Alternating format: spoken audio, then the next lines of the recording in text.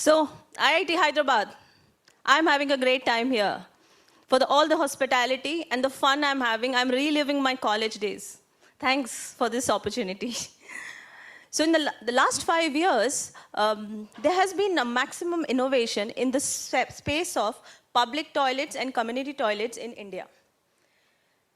An initiative which started in 1974 with the Sulabh Shauchalaya complex in Patna has evolved. And here we are in the era of smart toilets. I'm told some of these smart toilets are IoT enabled, which means they can track your health status. They can track your well-being while you're taking a dump or taking a leak. Imagine you're sitting and you get a ping on your mobile that, hey, your liver is not working well. You partied last night. There's a lot of alcohol in your urine. Or you're just relaxing and enjoying your dump in the morning and you get a ping that, look, you're on the start of a type 2 diabetes. That's the era we are in. While it's a good phase to be in, we are in the smart world now. So there is invention. There is a political will which says, let's make the country open defecation-free. There's a global interest in India's sanitation and hygiene. And the economy of the sanitation sector is around $62 billion for India. And this is the figure of last year. All of this is quite promising. We're definitely heading to a better future for sanitation. But as a community, are we ready to be swept by this wave? Or these inventions are only for a certain class who already has access to good sanitation, right?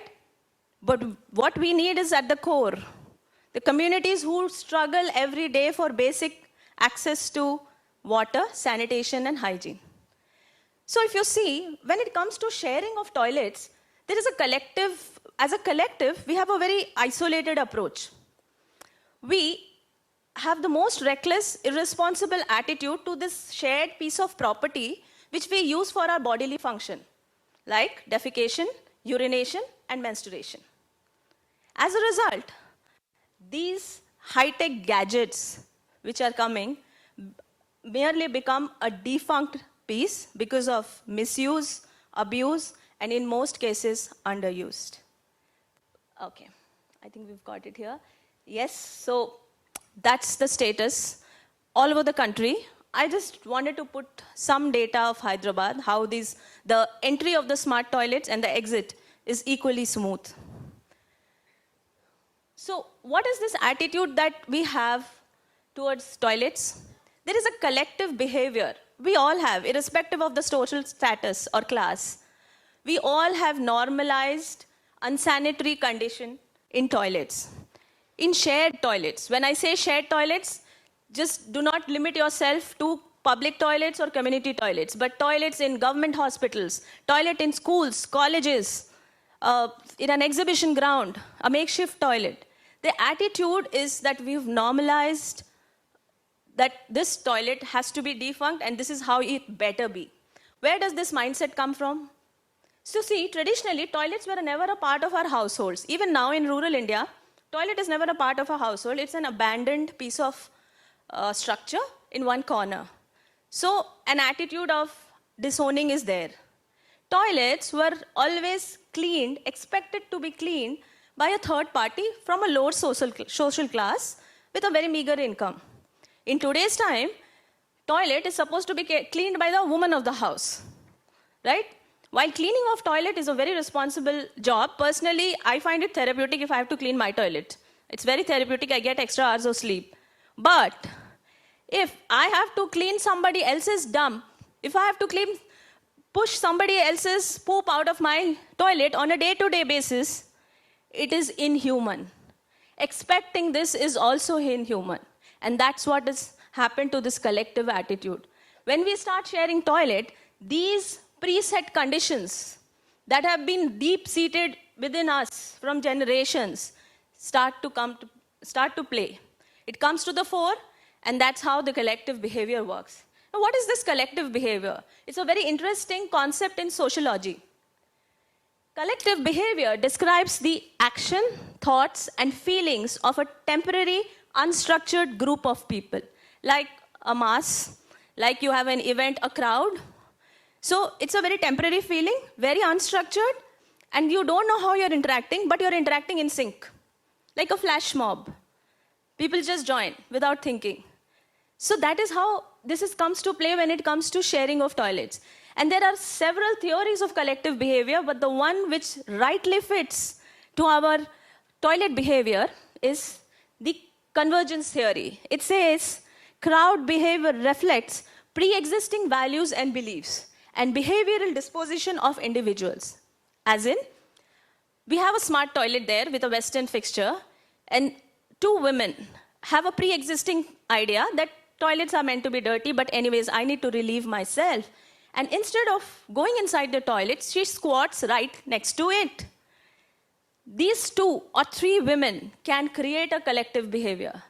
All the other women who are crossing by would either squat and not use the toilet or, avoid it. How many women do we see thronging in a public toilet? We don't. Go around the city, you will not find a public toilet where women are standing there to relieve themselves. Why? Because there is a basic collective behavior that it might be unsafe or it is unclean. And collective behavior is pre-existing norm. So it's feeding into the cycle. It's there and it's generational. And if you're talking about sanitation, if the future of toilet is smart toilet, and if you don't break this chain, we're just spending some time in an invention and just moving away. We're reaching outputs, but what about the objective of making India ODF-free, clean India, toilets for every household, every woman? We're just brushing on the top. We're not going down. So how do we break this? How do we break this cycle?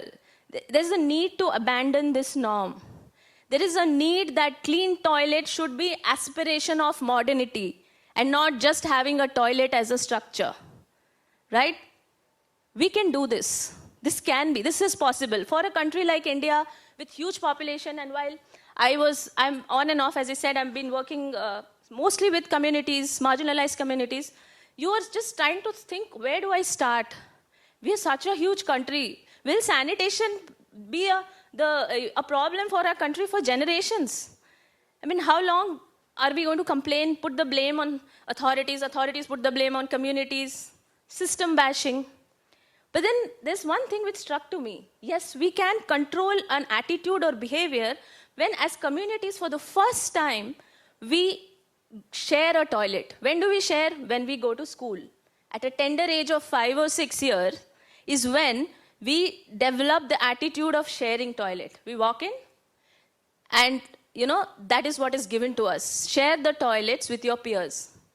Now, if a child who is going to school and is experiencing poor sanitation and hygiene in a school, which plays a very important role in the developing years of a child, the attitude is normalizing it. That attitude of a child becomes coping with it. Eventually, you just internalize it, and children are very resilient. They don't question, they adjust, they forget. Eventually, it becomes a part of the system. It's become a part of the system for all of us here. I wouldn't just tell children who have not access to it, but we internalize it. And that's how a behavior is formed. These children, as future communities, individuals, normalize dirty toilets, ignore open defecation, ignore poor hygiene practices. That's how this cycle has been working. I was doing a little experiment while going through this and theories and if there is a solution. So what I did is I picked up a school in the urban area of Hyderabad, where the international schools which cater to economically upward class children, richer children, and I started talking about school sanitation. So there were a bunch of 30, 35 children, and I was talking about poor sanitation in toilets. There was a very different look in all these kids, ages 12, 13, 14, that's the age group. They're like, we are not able to connect with it because we've never seen poor sanitation in our households, and our schools are able to provide us enough resources. Of course, user fees involved. The school fees are heavy here, so you have resources in place. Plus, what they have seen at homes, because they are affording it, they're getting it in the schools. So the approach is like a developed nation is looking at an underdeveloped country and trying to understand where things are going wrong. When I'm getting a great life here in my school toilets are great. So an attitude is building there. Again, I was talking to children in an urban slum, catering to, of course, very economically poor, class-free education. And when I was talking about school sanitation, toilets, there was a very hollow look. There was no connectivity. At least there I was able to connect. There was some apathy, there was some pain. But here there was like, is this even a topic? School sanitation, this is how it is at home. I have been squatting outside my house ever since I've gained my confidence. School toilets have been like this. Most of the toilets are locked. So why are you talking about school sanitation? Talk about computers. Talk about technology. Talk about Reels, Facebook. Their eyes will lit. Talk about movies. They're all lit. Talk about your toilets are meant to be clean. You should be able to read a book in your toilet. You should be able to have creative thinking while you're in your toilet. Is something they cannot imagine for the rest of their lives. And this is the future of sanitation in India. How do we change the habit? So, habits, there are attitude. How do you change this attitude? So there are factors which influence attitude for all of us. It could be an experience in life, which is seeing dirty toilets day in, day out, and sitting out and squatting. It could be a social norm. Everyone is going out. My mom does it. My school children are used to dirty toilets. That's the norm. I better accept it. Classical operant conditioning. Classical conditioning is how advertising works. You make something feel cool. You associate yourself with it and you start feeling cool. Operant conditioning is basically trying to tell people that clean toilets is a real thing. Dirty toilets are not. Dirty toilet reflects on your personality. So, that kind of conditioning. And you can observe people around. That's basically happens how we observe our parents, our family. We inculcate those values. If we can work on these conditioning and make it into a positive experience or behavior, we can change the attitude. And it can only happen in schools, especially when we are talking about sanitation and hygiene. It can only happen in school. That is where we can catch them young and mold their thinking process. So I took up a small project, very simple concept. I don't want to change the system and anything. Concept was changing collective behavior towards school toilets. From it to be a dirty, stinking, forbidden place to a creative and healthy place. That was plain, simple objective. I didn't want to create a big, fancy toilet overnight, get funds and get people used to this and then, first let's work on that. And how did we go about? Well, like any other school, this particular school also had challenges with resources. The toilets were locked. Some of the taps were not working. Some of the toilets were broken. But few were working. So what we tried to tell children was, while parallelly, we have to get infrastructure in place. We cannot educate without having infrastructure in place. We can't talk about menstrual hygiene when the toilet itself is locked, right? So that's where you need to be real. So what we did was, okay, we are getting water in place. How about just taking a mug of water and cleaning your toilet before the other one gets to use it? And your dignity, your individuality comes from how you leave a toilet for the next person. That is how you identify yourself. They say, the health of a public toilet decides the health of a nation and the people who have normalized it. It's pretty much the same behavior which works in school.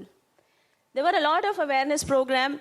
Children have this, especially in girls' school, the toilets will be blocked because they have this tendency of dumping the pads, disposable pads. They are very ashamed to throw it in a bin, so they just dump it in the toilet. And as a result, most of the toilets you will see are blocked. So that's when we wanted them to see that. So we got them. And children are so smart this way. This generation children, they pick it up. What happened was in 6 months' time, there was a change in conversation. There was not a huge change in the attitude, but the way children started communicating with each other was different. children were reprimanding each other about why didn't you flush the toilet? Or someone was writing an application to the principal saying my flush is not working. You know, these kind of conversations were not even happening in school because it was normalized. Toilets are meant to be that. So that was the change. But the more defining moment was when the head girl of the school, Glory, who is the daughter of a farmer, told a media house very confidently that children of my school are used to unhygienic practices. We have experienced open defecation. We defecate in the open. We come from very poor family. All we need is support because we are the future of sanitation in India. That was a great moment, and we realized that yes, it is possible. Behavior change can happen in school, and it is a visible impact. So, you know, all I try to say here is that children are the game changers. And especially when it comes to toilet behavior, attitude change, it's the children who will make the change. Otherwise, any amount of invention, any amount of technology towards toilet and sanitation will cater to only a creamier class, which anyways is enjoying the best sanitation practices wherever they are. If we really need to make an impact, this is my request to the future tech giants, when you work on a new technology which will empower your country, it should start from the ground. You know, a good toilet attitude will impact the voting pattern of children. When they become voters of the future, they will not vote for any of the false promises. A good toilet behavior will empower women and girls to be a part of the workforce. Girls who drop out from school because of poor toilet hygiene after their periods, this will stop. School dropout in girls is mostly because of the poor toilet hygiene. Okay? A good toilet attitude will stop this inequality, will at least neutralize the inequality we have in our society. Expecting someone else would clean my mess. So I think this pandemic has clearly taught us that as communities, we are interdependent on each other when it comes to our health. Any insanitary practice, any poor hygiene practice in any community around the country or in this state can impact our health in the most unimaginable way. It's about time that we think of a social change, and social change in sanitation can happen only by changing the collective behavior of communities. Thank you.